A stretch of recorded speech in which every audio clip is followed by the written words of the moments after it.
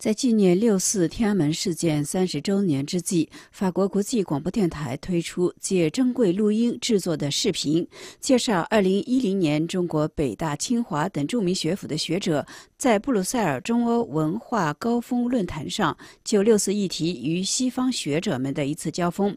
这是到目前为止中欧学者在官方场合就此议题的唯一的一次公开讨论。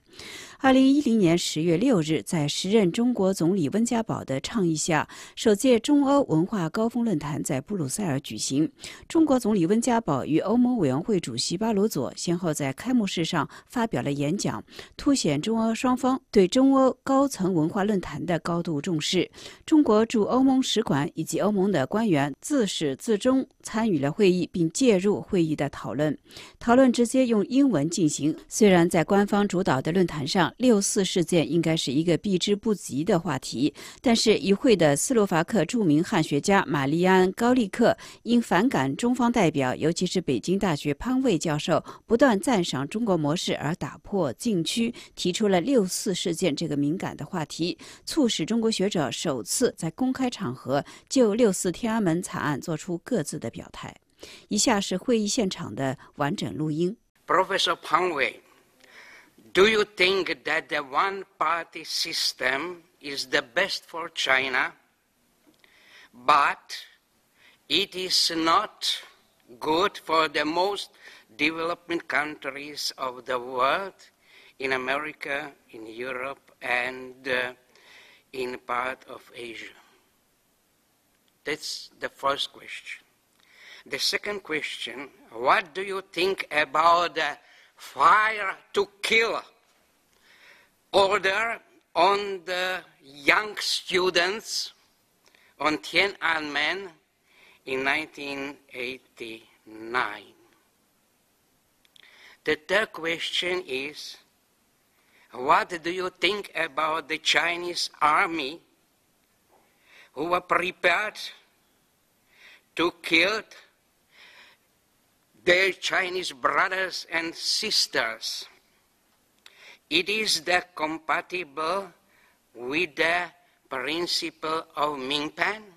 What would you say if you would be a witness of another Deng Xiaoping who would say this fire to kill your students or your children?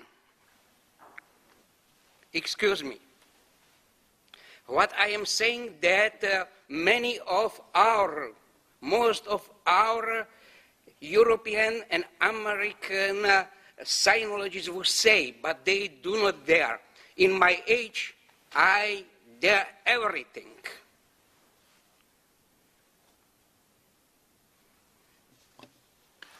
I think the institutional factor of the civilization, rather than spiritual and material, is the most value-laden area.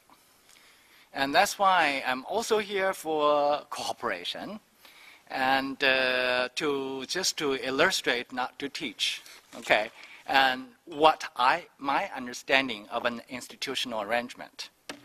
And whether it is my favorite or not, it doesn't matter that much as long as we approach some understanding. You know, once, as I said in the beginning, I'm not an institutionalist. I don't believe that institution should be responsible for everything good or everything bad. If you take examples of bad things, then what explains for the good things then?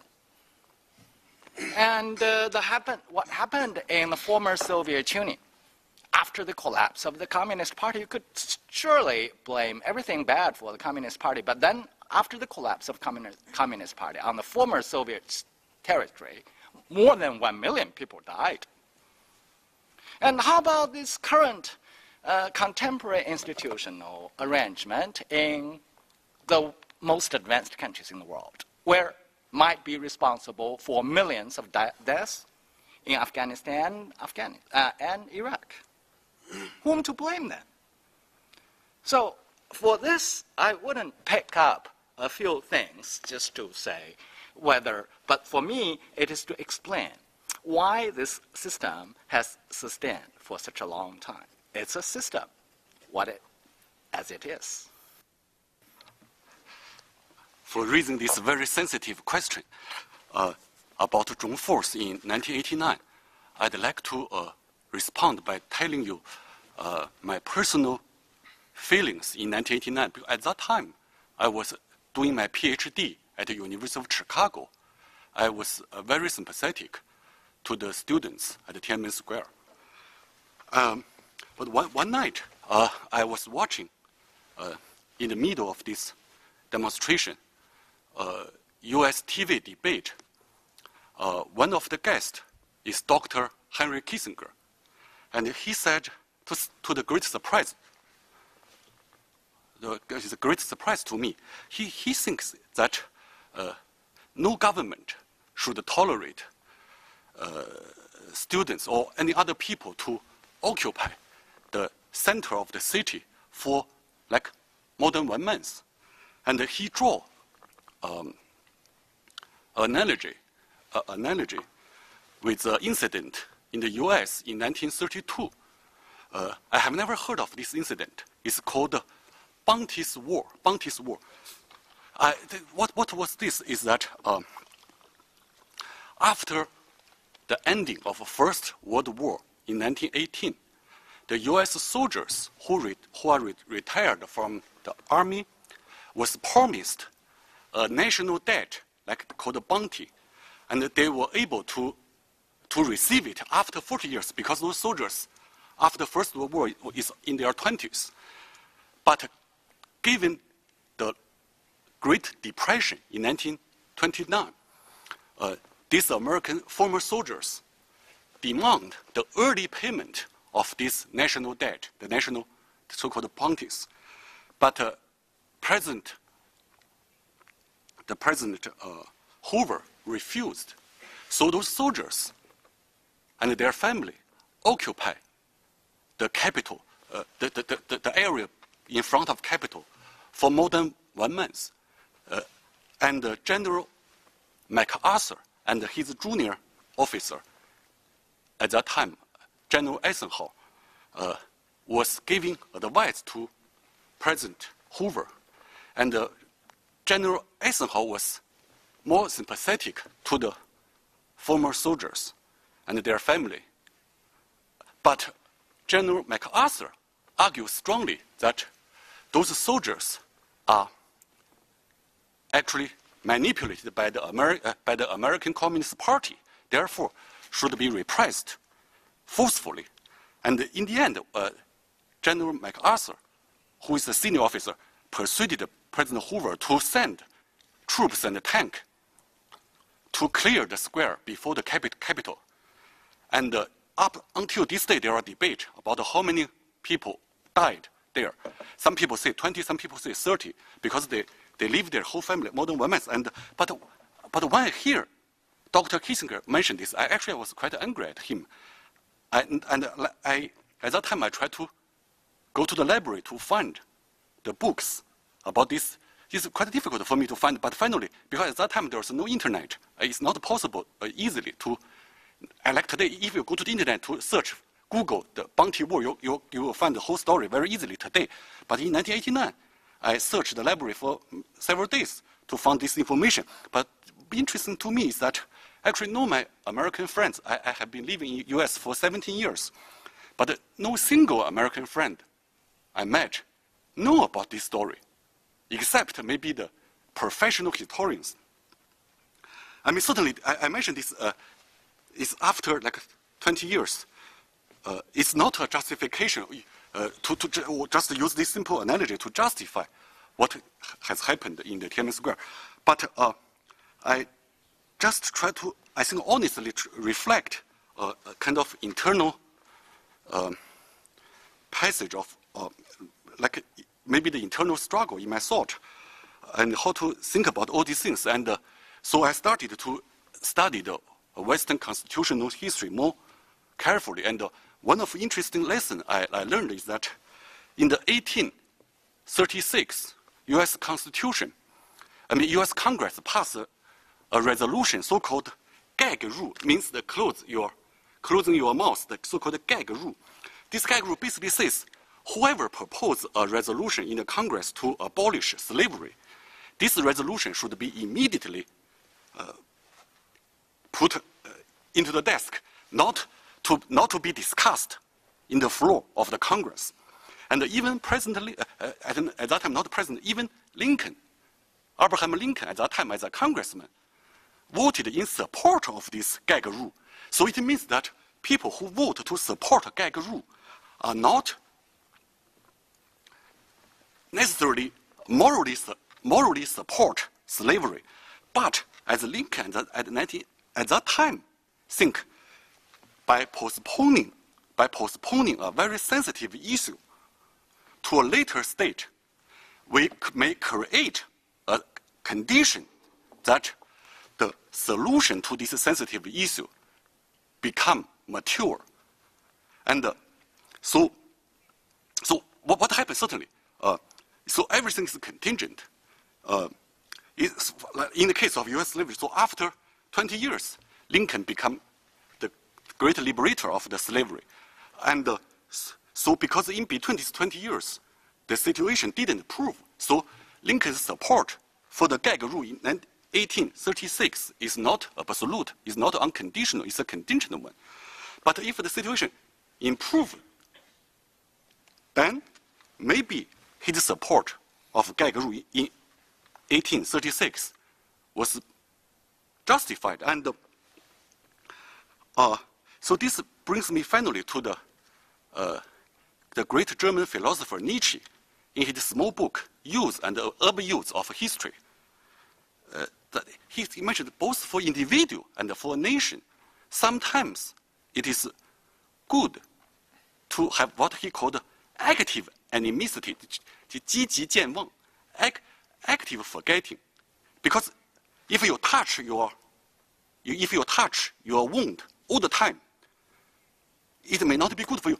This also may not be the requirement of freedom of speech. I do feel there is a tendency in the Western media that, so every time, if you, like a Chinese government or the people or the press, do not talk about Zhong Force in 89, then it is an indication that there is no freedom of speech whatsoever in China.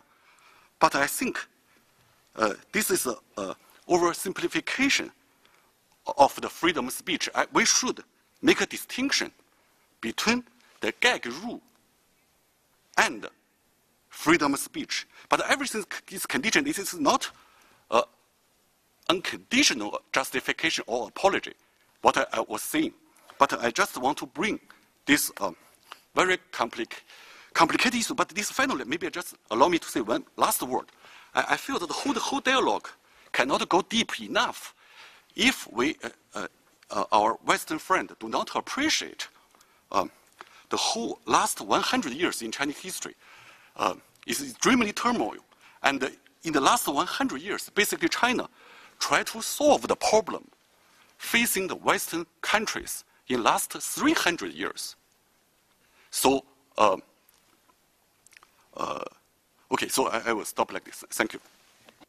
I'd like to add something here. In the year of 1989, I was a student in England, and I also, like most Englishmen there, was watching the whole picture of Tiananmen Square and all the events from the very beginning to the end. At that time in England, there were also quite a lot of TV discussions. To my memory, once the former Prime Minister Heath said that English students would never be allowed to have this kind of illegal occupation of a public square without any permission. So after the event, the Chinese ambassador to the UN and also to the United States, Mr. Han Xu, wrote an article which was immediately published in New York Times. At the very beginning, at the end article, Mr. Han Xu said that the killings were deplorable. He used the term deplorable. I would say that for my point of view, I would say that the killings was indeed extremely deplorable, and it should be critically examined. But sometimes we found that in China, many things could be responsible for that kind of unfortunate happening. For instance, Chinese policemen were mistakenly understood as a people's policemen. They had no mob control measures at all.